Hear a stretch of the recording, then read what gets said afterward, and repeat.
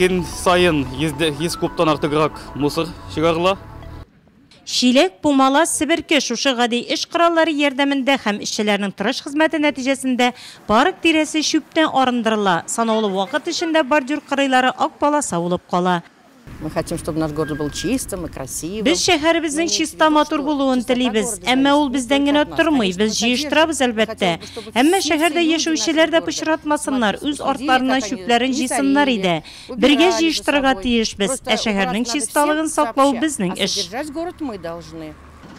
Мондый эмәләрдән соң шәһәр тагын да чистарып матурланып кала. Үткән шимбә эмәсенә барлык предприятие, оешмалар, мәктәпләр, балалар бакчалары бердән булып чыкты. Җыештыру гына түгел, булган чисталыкны саклау да мөһим. Шәхси секторларда яшәүчеләр дә моңа игътибар итсеннәр иде, ди Рәнис Рәхмәтуллин.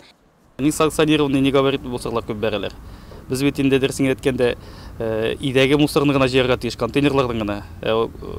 Контейнер яннарына киселгән агачлар, тагын нәрсәләр бик күп тиеш булмаган мусорны күп бәрәләр. Туган җиребез матур чиста булсын өчен һәрберебез өлеш кертү мөһим.